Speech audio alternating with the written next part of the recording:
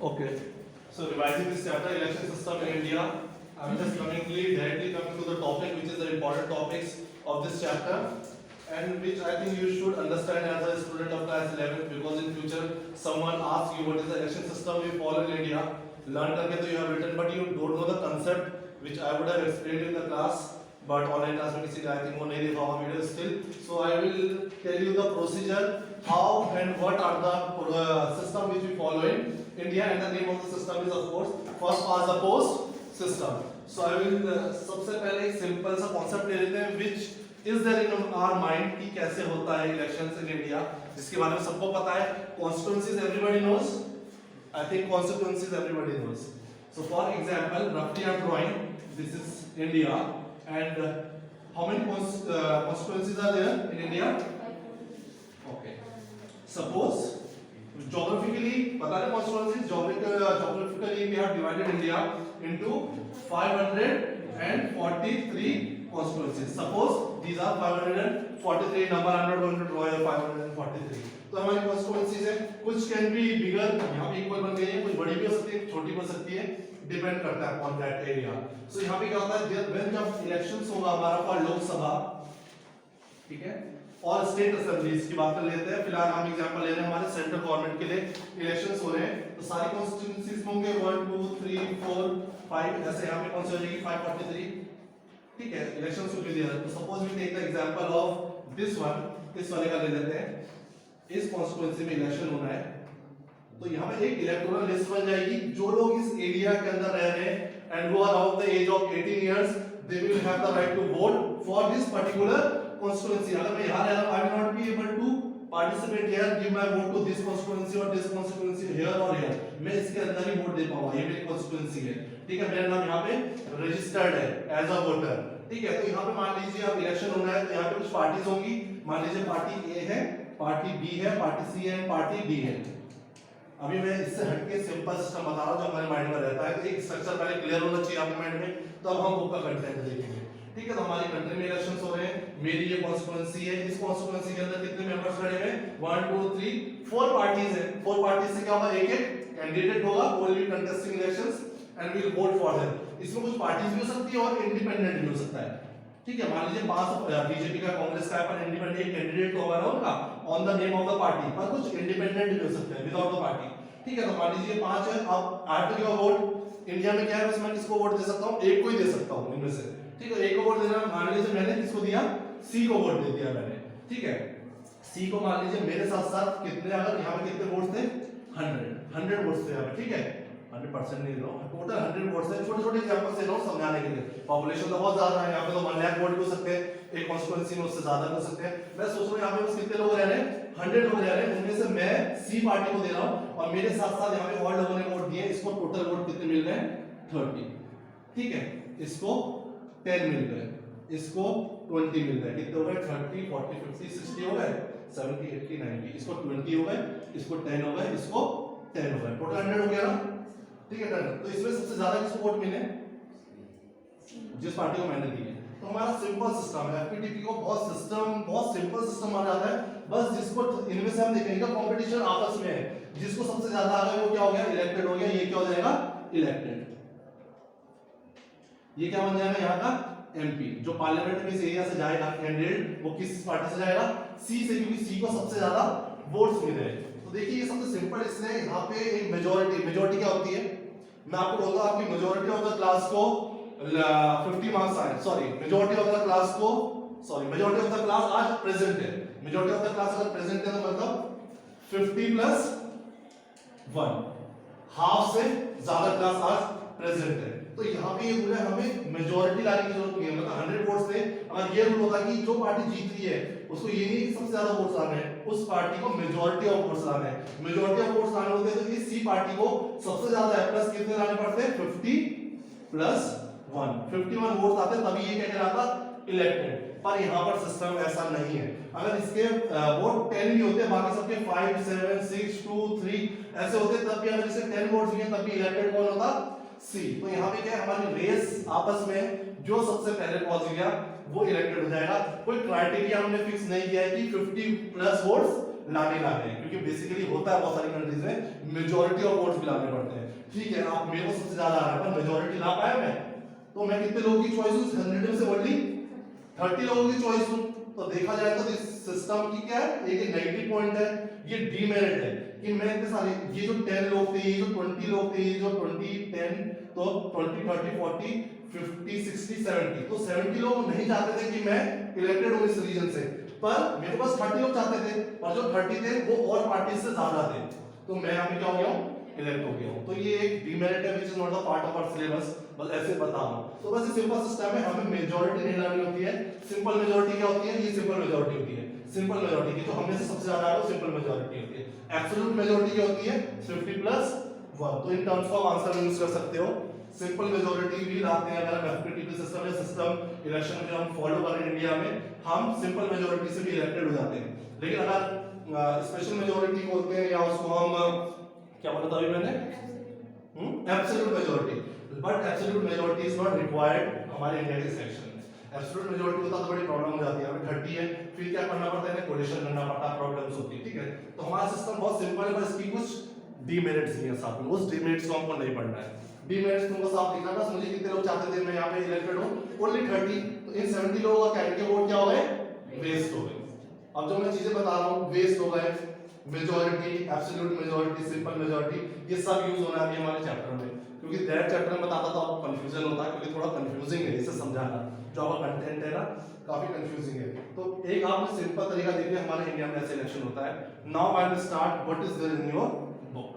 यहां तक किसी को प्रॉब्लम नहीं है, यस यहां से कितना, ये 30 वाला इलेक्ट हो गया ना, कितना मेंबर इलेक्ट हो गया, ये एक एमपी मेरा इलेक्ट हो गया, जो कहां जाएगा, लोकसभा पार्लियामेंट में बैठेगा, मेरे इस एरिया को रिप्रेजेंट करेगा। तो इंडिया में ऐसे कितने एरियाज है 543, इसलिए कितने मेंबर मिलेंगे वहां पे, हर एरिया से कितने निकल के जाएंगे, एक मेंबर हर एरिया से, और हर एरिया में कौन सा सिस्टम फॉलो होगा, यही सिस्टम एफपीटी पर जो ये मैंने बताया, इस तरह से पार्टीज होंगी।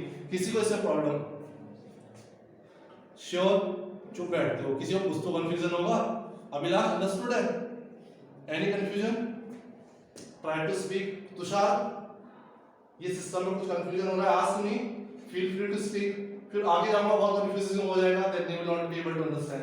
अमन रमन क्लियर है, दिस इज हमने ये सिस्टम देखा है इंडिया में, हमारे घर के आसपास ऐसे चलता है, और जो चीजें नहीं थी आपको ये नहीं पता रहा होगा, इसमें हमें मेजॉरिटी नहीं लानी होती है, सिंपल मेजॉरिटी पे हम बात कर लेते हैं, हो जाता जो इलेक्टेड है।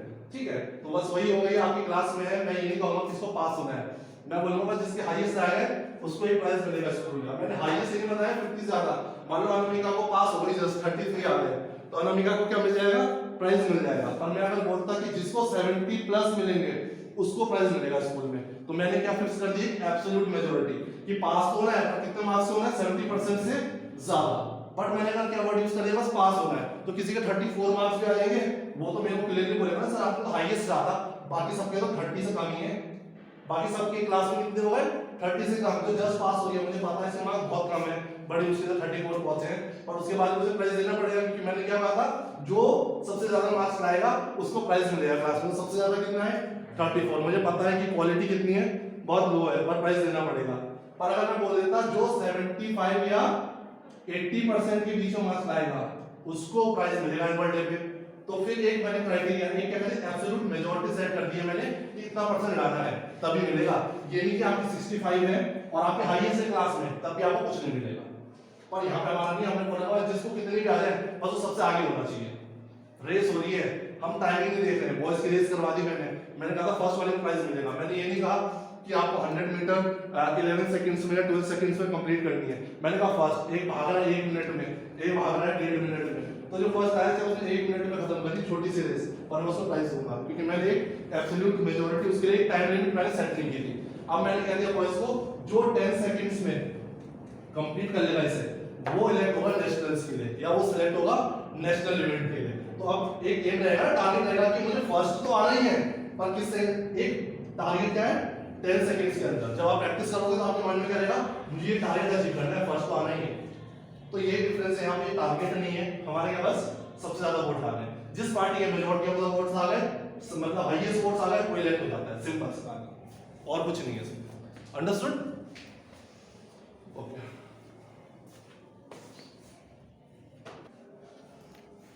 ओके ना This topic I'm not reading this election system in India. ठीक है? I'm directly starting the first topic, that is first are the post system, and as soon as you will open your book, you will find this cutting of the newspaper. This is एक important event है हमारी country में, जिसके according they have tried to explain you what to understand by first past the post system. ठीक है? क्या लिखा है इसमें? पहली बार कौन सा 3/4 बहुमत, तो 3/4 of the vote मिले हैं इनको. ठीक है? तो इससे हम एग्जांपल है, अभी इस एग्जांपल को आगे देखेंगे. Turn the page. It talks, जो पीछे की एक न्यूज़पेपर कटिंग है, वो किस बारे में बात कर रही है. ठीक है? It talks of one historic moment in India's democracy in the Lok Sabha election. तो एक लोकसभा इलेक्शन के बारे में वो न्यूज़पेपर कटिंग बात कर रही है, और वो लोकसभा इलेक्शन किसके हैं? 1984. इसमें कौन इलेक्ट हुआ था अच्छे से? कांग्रेस की गवर्नमेंट बनी थी, पर बहुत ज्यादा वोट्स मिले थे इनको, 3/4 वोट्स मिले थे. ठीक है? मोर देन 80% वोट्स मिले थे. मतलब टोटल जो वोट्स है कंट्री के, उसके 80% सीट्स, सॉरी वोट्स नहीं, सीट्स मिली थी किसको? कांग्रेस को 1984. इसका रीजन क्या है? 1984 में असैसिनेशन हुआ था. किसका असैसिनेशन? क्या होता है? प्लान्ड वे में किसी बड़ी सेलिब्रिटी का मर्डर होना. उसके लिए क्या वर्ड हम किलिंग यूज नहीं करते हैं, असैसिनेशन वर्ड यूज करते हैं. जब प्लान्ड वे में किसी बड़ी सेलिब्रिटी का या वेल नोन पर्सन का मर्डर कर दिया जाता है. ठीक है? तो यहाँ पे इंदिरा गांधी के उनके बॉडीगार्ड्स ने ही आपको पता है फायर कर दिया था. तो 1984 में उनकी डेथ हो गई थी. उसके बाद जस्ट उसकी डेथ के बाद वो प्राइम मिनिस्टर थी. तो लोकसभा इलेक्शंस हुए. तो 84 में जैसे लोकसभा इलेक्शंस हुए, तो लोगों की सिंपैथी बहुत ज्यादा थी कांग्रेस पार्टी के साथ. पीपल बिलीव कि प्लान्ड वे में उनको मारा गया था, कुछ गलत हो रहा है उस पार्टी के साथ, उस फैमिली के साथ. तो लोगों ने बहुत ज्यादा वोट दिए थे किसको? कांग्रेस को. शायद राजीव गांधी प्राइम मिनिस्टर बने थे. तो अराउंड 80% सीट्स, 543 सीट्स होती है ना, इस सीट्स का 80% किसको मिला था? कांग्रेस को अलोन. तो इतनी बड़ी जीत कभी लोकसभा इलेक्शन में इंडियन पॉलिटिकल सिस्टम में कभी किसी की नहीं हुई है. इसको इसीलिए हम यहाँ पे एग्जांपल ले रहे हैं. And it's written in the Lok Sabha election of 1984, the Congress party came in power, winning 415 seats. इसमें से कितनी थी? 415 सीट्स. देख लो कितने ज्यादा, 443 में से 415 सीट एक पार्टी अकेली जीत जा रही है. इतना बड़ा अचीवमेंट किसी पार्टी के लिए हो नहीं सकता है. ठीक है? It was around 80%. का परसेंट में देखें तो 483 543 अगर 100% है तो उसका 80% सीट्स केवल किसके पास थी? कांग्रेस के पास. तो ऐसा क्यों हुआ, इसको हम अभी समझ रहे हैं. ठीक है? रीजन तो मैंने बता दिया कि उन्हें वोट्स क्यों मिले. जो असैसिनेशन हुआ इंदिरा गांधी का, कहीं ना कहीं साइंटिफिक कह रहा हूँ, सेंटिमेंट्स थे लोगों के, रिलीजियस सेंटिमेंट्स थे, कुछ पार्टी से थे क्लोजली लिंक्ड थे. लोगों को लगा गलत हुआ है ऐसे किसी का असैसिनेशन होना. पॉपुलर भी थी इंदिरा गांधी, इस वजह से लोगों ने बहुत ज्यादा नंबर में उनको वोट दिए इन द इलेक्शन और Lok Sabha election of 1984. More than 80% of the seats were won by Lok Sabha, this Congress party in Lok Sabha election. Such a victory was never achieved by any party in the Lok Sabha. Lok Sabha में कभी भी किसी party को इतनी बड़ी achievement नहीं मिली थी victory. What does this election show? ये इलेक्शन हमको क्या दिखा रहा है? We'll try to understand. The Congress party won 4/5 of the seats. अगर आप इन सीट्स को देखेंगे in terms of percentage कितना है, ये माइंड रखना कंफ्यूज होंगे. इसी का अगर हम परसेंटेज देखें तो 80% है. अब इस 415 का मैं क्या देख रहा हूं? 4/5. ठीक है? रेशियो देख रहा हूं. इट मींस क्या? हर 5 में से, अगर लोकसभा में कितनी सीट्स है? 543 सीट्स है, तो हर 5 में से 4 सीट पे कौन बैठा हुआ है? लोकसभा का मेंबर. एक एमपी. मान लीजिए 4 सीट है, ऐसे टोटल कितनी सीट्स होंगी? 543. अब मैं रेशियो में बता रहा हूं, तो इस पे कौन बैठा हुआ होगा? कांग्रेस. इसमें कांग्रेस, इसमें कांग्रेस, इसमें कोई अदर पार्टी हो सकती है. ठीक है? तो हर ऐसी 4 सीट में अगर लगी हुई है सीट्स पार्लियामेंट में, तो इसका मतलब ये बताना चाह रहे हैं 4 सीट में कौन है? सॉरी 4/5. इन 4 में कौन होगा? कांग्रेस. और एक अलग से सीट होगी, उसमें कोई अदर पार्टी होगी. ठीक है? ठीक है? कोई अदर पार्टी होगी. तो इस टाइप का एक स्ट्रक्चर बना दिया इन्होंने इसके बेसिस पे कि 80% द वोट किसके हैं? कांग्रेस पार्टी के. अगर हम सीट्स की उसमें देखें तो 4/5 रेशियो किसके पास है? कांग्रेस के पास है. ठीक है? The Congress party won 4/5 of the seat. Does this it mean that 4 out of 5 Indians voted for the Congress party? अब क्वेश्चन एक ये अराइज होता है, अगर 4-5 सीटों में से हर 4 सीट में कांग्रेस का कैंडिडेट बैठा है एज एमपी, इसका मतलब ये भी हो गया क्या कि इंडिया में से हर 5 लोगों में से 4 लोगों ने वोट कांग्रेस को दिया है? तो आंसर विल बी नो. मतलब हर लोग कहना चाह रहे हैं हर 5 लोगों में से 4 लोगों ने वोट किया है किसको? कांग्रेस को. तो हम यहाँ पे क्या लिखेंगे? Bill no. ऐसा नहीं है, ठीक है। तो वही हम आप समझेंगे जब 80% सीट्स उनको मिलती हैं, पर अगर हम उनका परसेंटेज ऑफ वोट देखेंगे तो वो क्या है, कम है। तो हम ये देखेंगे कि कैसे पॉसिबल हो पाता है, ये पॉसिबल हो पाता है because of first pass the post system. The Congress party won 4/5 of the seat. Does it mean that 4 out of 5 Indians voted for the Congress party? Actually, not. Take a look at the enclosed table. The Congress party got 48% of votes. This means that only 48% of those who voted in favor of the candidate put up by the Congress party. But the party still managed to win more than 80% of the seats in the Lok Sabha. Look at the performance of other parties. The BJP got 7.4% votes, but less than 1% seat. How did it happen? Now I'm not going to draw this chart here. You have a chart. सबसे पहले हम देख रहे हैं result. Congress party vote कितने मिले उन्हें, अगर ये 100% वोट है इंडिया में जब वोटिंग हुई लोकसभा के लिए इन 1984, तो उनको वोट कितने लोगों ने दी, ओनली 48.0, मतलब 48% लोगों ने बस वोट दिया उन्हें। सीट कितनी मिली है 415, जो कितना परसेंट है 80%, मतलब सीट्स का 80% तो उनको मिला है, बाकी 20% बाकी पार्टीज को मिला है। लेकिन अगर वोट देखें तो वोट बस कितने मिले उन्हें, ओनली 48, 50% से भी कम वोट मिले। उसका रीजन क्या है, जो मैंने बताया था, जो एक कैंडिडेट होता है वहां पर से मेजॉरिटी नहीं लानी होती है। अगर वो 20% वोट लाकर भी सबसे ज्यादा वोट उसके हैं तो उसको क्या कहते हैं, वो इलेक्टेड है। इंडिया में उस कॉन्स्टिट्यूएंसी से हम उसको एमपी इलेक्ट कर देते हैं। तो कांग्रेस के जितने कैंडिडेट जीते होंगे तो मतलब वो बहुत कम वोट से जीते होंगे। मान लीजिए एक और कॉन्स्टिट्यूएंसी है ए बी, ये कांग्रेस है, ये सी कांग्रेस है, डी, तो इसमें मान लीजिए किसी के 20 आ रहे हैं, किसी के 35 आ रहे हैं, कांग्रेस के हो सकता है बस 38 आए, 3-4 वोट से ही जीत गया इससे, तो इलेक्टेड कौन हो जाएगा, ये इलेक्टेड हो जाएगा। तो इस तरीके से अगर हर कॉन्स्टिट्यूएंसी में किसी में 25, किसी में 30, किसी में 38% वोट लेकर के कांग्रेस पार्टी का एमपी इलेक्ट हो गया, तो ऐसा कितने कॉन्स्टिट्यूएंसीज में हुआ होगा, 543 कॉन्स्टिट्यूएंसीज में हुआ होगा इलेक्ट। सीट तो एक काउंट हो गई ना कांग्रेस की, तो सीट्स बढ़ती जाएंगी और परसेंटेज ऑफ वोट क्या है, ओनली 38, बाकी ये वोट क्या हो रहे हैं, वेस्ट हो रहे हैं। इसी वजह से ये चार्ट बन रहा है कि वोट कम मिले हैं पर सीट्स बढ़ती जा रही है। बहुत कंफ्यूजिंग है पर समझना पड़ेगा, रीड करोगे तभी समझ में आएगा कि इसमें ऐसा जो डिफरेंस आता है, इतना ज्यादा डिफरेंस क्यों है, क्योंकि हम कौन सा सिस्टम फॉलो कर रहे हैं, first pass the post system. हाँ, ये वोट शेयर कब ज्यादा हो जाता अगर हमारी कंट्री में सिस्टम क्या होता है, अगर वो बोलते हैं कि हमें क्या लानी है, एब्सोल्यूट मेजॉरिटी, कि अगर कोई पार्टी इस एरिया से जीत रही है तो इसको कितने परसेंट वोट होने जरूरी है, 50% से ज्यादा प्लस 1।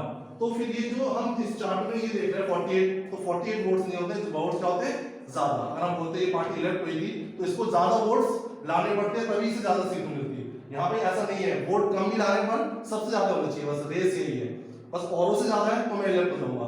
इसी वजह से टोटल वोट्स जो है जो कम है बट सीट्स ज्यादा है।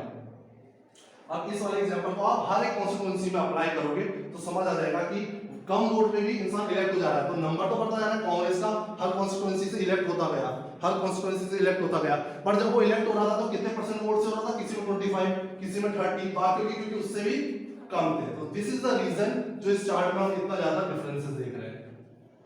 कुछ को तो बिल्कुल ही नहीं आ रहा होगा, देख रहा है फेस से। चलिए आगे बढ़ते हैं, विल ट्राई टू एक्सप्लेन, पहले इसको पूरा कर लो। तो ये चार्ट बहुत इंपॉर्टेंट है टू अंडरस्टैंड एफपीटीपी सिस्टम। तो इसको पढ़ने के बाद, इस डेटा को एनालाइज करने के बाद ये बोल रहे हैं, देखिए ऊपर उसके बीजेपी का क्या है 7.4, उनको अगर टोटल 100% में से बीजेपी के जितने भी एमएलएज अपने अपनी कॉन्स्टिट्यूएंसी से लड़े, दे गॉट ओनली 7.4 वोट्स, इतने लोगों ने उन्हें वोट किया, but still they just got the 2 seats. क्यों?